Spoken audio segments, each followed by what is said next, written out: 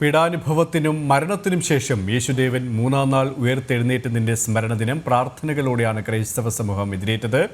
Easter ആഘോഷത്തിന് മുന്നോടിയായി തിരുവനന്തപുരം പട്ടം saint Mary's പള്ളിയിൽ മലങ്കര കത്തോലിക്ക സഭാധ്യക്ഷൻ കർദിനാൾ മാർ ബസേലിയോസ് ക്ലെമീസ് കാത്തോലിക്ക ബാവയുടെ മുഖ്യ കാർമ്മികത്വത്തിൽ പ്രാർത്ഥനകൾ നടക്കുകയാണ്. തത്സമയം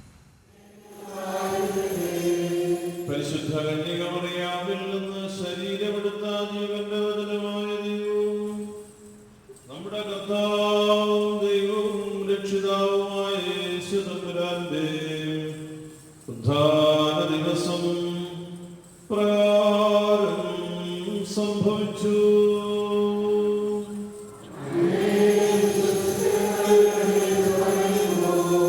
ആഴ്ചയുടെ ഒന്നാം ദിവസം അതിരാവിലെ ഇരുട്ടായിരിക്കുമ്പോൾ തന്നെ മഗ്ദലേന മറിയം ശവകുടീരത്തിന്റെ സമീപത്തേക്ക് വന്നു. ശവകുടീരത്തിന്റെ കല്ല് മാറ്റപ്പെട്ടിരിക്കുന്നതായി അവൾ കണ്ടു.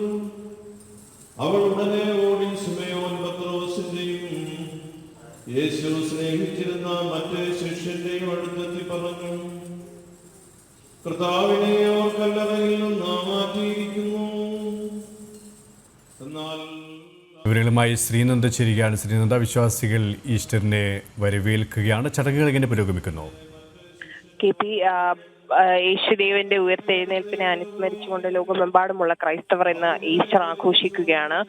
പള്ളികളിലെല്ലാം തന്നെ കർമ്മങ്ങളെല്ലാം നടന്നു പുരോഗമിച്ചുകൊണ്ടിരിക്കുന്ന ഒരു കാര്യമാണ് നമുക്കിപ്പോൾ കാണാൻ സാധിക്കുന്നത്. സംസ്ഥാനത്തെ വിവിധ ദേവാലയങ്ങളിൽ പ്രാർത്ഥനാ ശുശ്രൂഷകളെല്ലാം നടക്കുകയാണ്. പട്ടം സെന്റ് മേരീസ്, നമ്മളിപ്പോൾ കണ്ടുകൊണ്ടിരിക്കുന്ന പട്ടം സെന്റ് മേരീസ് പള്ളിയിൽ മലങ്കര കത്തോലിക്ക സഭാധ്യക്ഷൻ കർദിനാൾ മാർ ബസേലിയോസ് ക്ലെമീസ് ബാവ മുഖ്യ കാർമ്മികത്വം വഹിക്കുന്ന ചടങ്ങുകൾ നടന്നുകൊണ്ടിരിക്കുകയാണ്. പള്ളിയിൽ പീഡാനുഭവത്തിനും മരണത്തിനും ശേഷം യേശുദേവൻ മൂന്നാം നാൾ ഉയർത്തെഴുന്നേൽപ്പിന്റെ അനുസ്മരണ ദിനമാണ് പ്രാർത്ഥനകളോടുകൂടി ക്രൈസ്തവ സമൂഹം ഏറ്റെടുത്തിരിക്കുന്നത്. തിരുവനന്തപുരം പട്ടം സെന്റ് മേരീസ് പള്ളിയിൽ നിന്നുള്ള ദൃശ്യങ്ങളാണ് നമ്മളിപ്പോൾ കണ്ടുകൊണ്ടിരിക്കുന്നത്. ഇവിടെ പ്രദക്ഷിണവും അതുപോലെ തന്നെ ക്ലെമീസ് ബാവയുടെ നേതൃത്വത്തിൽ പ്രദക്ഷിണവും അതുപോലെ പ്രാർത്ഥന ഉയർപ്പ് ശുശ്രൂഷകളും എല്ലാം തന്നെ നടന്നുകൊണ്ടിരിക്കുന്ന ഒരു സാഹചര്യമാണ് നമുക്കിപ്പോൾ ദൃശ്യമാകുന്നത്. KP ശ്രീനന്ദയാണ്.